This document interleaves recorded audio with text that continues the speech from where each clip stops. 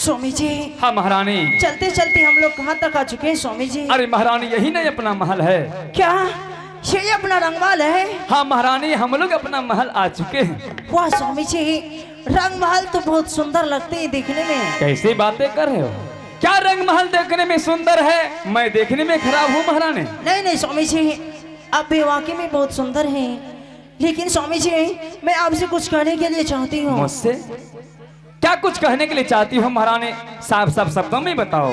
स्वामी जी मैं यही कहने के लिए चाहती हूँ कि मैं देख रही हूँ कि आपका चौथापन बीत रहे हैं और इस उम्र में आपने मुझसे शादी करके इस महल में लाए हैं। सबसे पहले मैं ये जानने के लिए चाहती हूँ कि आपके सिवा और मेरे सिवा इस महल में कौन सब सदस्य है स्वामी जी? महारानी ये बात तो मैं कुछ देर पहले बता देना चाहता था, लेकिन क्या बताऊं, शादी के चक्कर में तुमसे कुछ कह नहीं पाया और बातों बातों में हम लोग अपना महल तक आ गया। महारानी इस उम्र में शादी करने का मकसद इस प्रकार है, तुम देख रही हो कि मेरा उम्र इस समय बिल्कुल ढल चुका है। हाँ स्वामी जी। और इस उम्र में तुमसे शादी करके अपना महल ले आया हूँ। किस लिए ले आया हूँ शायद तुम्हें मालूम नहीं महारानी। मालूम नहीं है स्वामी जी। महारानी इस उम्र में शादी करने का मकसद यही है, जिस महल में तुम आई हो उस महल में पहले से भी एक महारानी थी। क्या? हाँ आप शादीशुदा हैं? हाँ महारानी, परंतु महारानी किसी कारणवश वो महारानी संसार सागर को छोड़कर चली गई और उनके कोख से इस हवेली में 2 संतान प्राप्त है। क्या इस महल में आपके 2 संतान हैं? हाँ महारानी।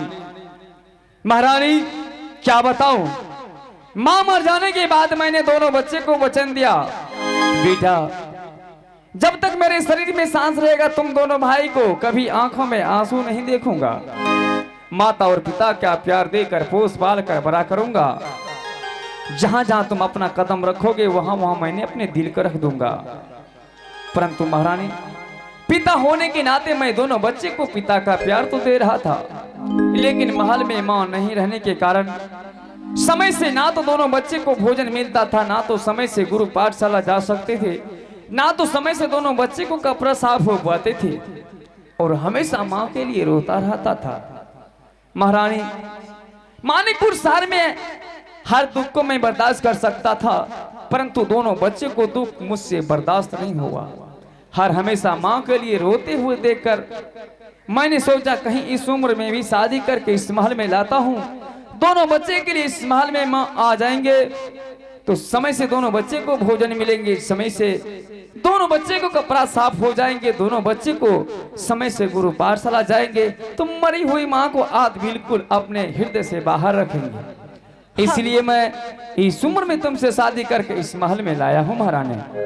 स्वामी जी ये तो बहुत खुशी की बात है कि मैं कितना भाग वाली नारी हूँ कि बनाया हुआ घर और जन्माया हुआ पुत्र किसी भाग वाले नारी को मिलते हैं। स्वामी जी क्यों नहीं महारानी, बिल्कुल सत्य बात है।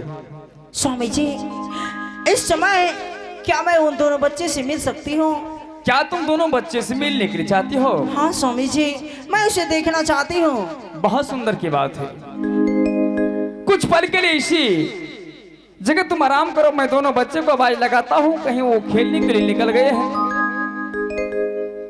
ठीक है स्वामी जी। अगर मेरी आवाज को सुनेंगे तो बच्चे दौड़कर मेरे पास आएंगे और तुमसे मुलाकात करवाएंगे महारानी।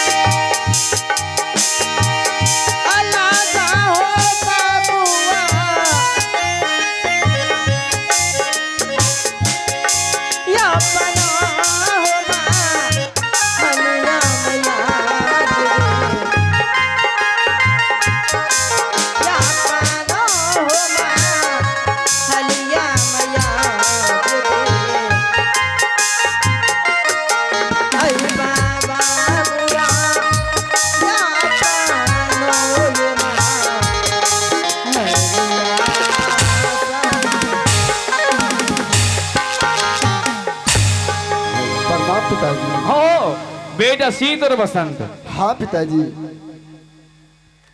शायद तुम्हें मालूम नहीं कि आज पिताजी मुझे किस लिए याद किए। मुझे कुछ भी मालूम नहीं है पिताजी। बेटा शीत और बसंत, हाँ पिताजी। आज तुम दोनों भाई के लिए इस मन में बहुत खुशखबरी की बात है। खुशखबरी की बात? हाँ पिताजी, इस महल में कई वर्षों से सन्नाटा छाया हुए, ऐसा कौन सी खुशखबरी की बात होगी जो आप मुझे सुनाने के लिए जा रहे हैं पिताजी? हाँ रे बेटा बसंत, आज तुम दोनों भाई के लिए इस महल में सुंदर सी माँ लाया हूँ। पिताजी, हाँ पिताजी ये आप क्या कह रहे हैं पिताजी? जिस वक्त हम दोनों भाई माँ के लिए इस धरातल पर कीड़े की तरह गिरा रहे थे पिताजी, उस वक्त आपने कहा पिताजी जो प्राणी इस संसार सागर को छोड़ करके चली जाती है वह लौट कर कभी वापस नहीं आते। तो पिताजी आज आप किस माँ की सपना दिखा रहे हैं पिताजी? हाँ पिताजी। बेटा शीत और बसंत, हाँ पिताजी। तुम दोनों भाई जो कुछ भी बोल रहे हो बिल्कुल सत्य बोल रहे हो। हाँ पिताजी। जो मानव इस संसार को छोड़कर चले जाते हैं वह कभी आपस नहीं आते हैं। परंतु बेटा माँ मर जाने के बाद मैं तुम दोनों भाई को वचन दिया था हाँ कि पिताजी। जब तक मेरे शरीर में सांस रहेगा तुम दोनों भाई को कभी आंखों में आंसू नहीं देखूंगा। हाँ पिताजी। बेटा मैं तुम दोनों भाई को पिता होने के नाते पिता का प्यार तो दे रहा था, परंतु महल में माँ नहीं रहने के कारण तुम दोनों भाई को माँ का प्यार नहीं मिल रहा था। इतना ही नहीं, ना तो समय से तुम दोनों भाई को भोजन मिलता था, ना तो समय से गुरु पाठशाला जा सकते थे, ना तो तुम दोनों भाई को समय से कपड़ा साफ हो पाते थे। हाँ पिताजी। परंतु बेटा तुम तो जानते हो मेरे पिताश्री मानिकपुर शहर में हर दुख को बर्दाश्त कर सकते हैं, लेकिन दोनों भाई को दुख पिताश्री कभी बर्दाश्त नहीं कर सकते। हाँ ये तो सत्य है पिताजी। हमेशा माँ के लिए रोते हुए देखकर मुझे बर्दाश्त नहीं हो पाया, इसलिए मैं तुम दोनों भाई को लिए इस महल में दूसरी शादी करके माँ लाया हूँ। तो क्या दूसरी शादी करके? हाँ बेटा बसंत। लेकिन पिताजी जिस माँ के बारे में हम दोनों भाई को इतना डिटेल में समझा रहे वो माँ इस वक्त कहाँ है पिताजी? ओ माँ। हाँ पिताजी। अरे बेटा बसंत, ओ माँ तो तुम दोनों भाई को कब से बैठकर महल में इंतजार कर रही है। क्या? जाओ सबसे पहले माँ के चरणों में प्रणाम करो और माँ से आशीर्वाद प्राप्त करो, फिर तुमसे बात करेंगे। क्या है पिताजी? हाँ यही माँ है। आखिर माँ माँ होते हैं पिताजी। हाँ पिताजी। भाई भैया चलिए माँ को प्रणाम करते हैं भैया। क्यों नहीं भाई बसंत? आगे चोरी के ये माता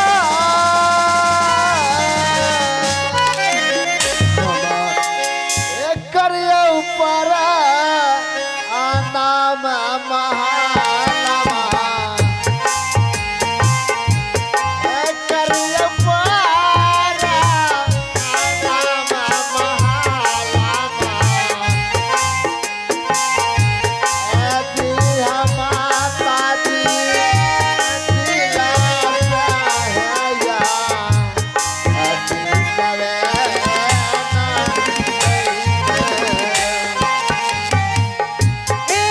महालमा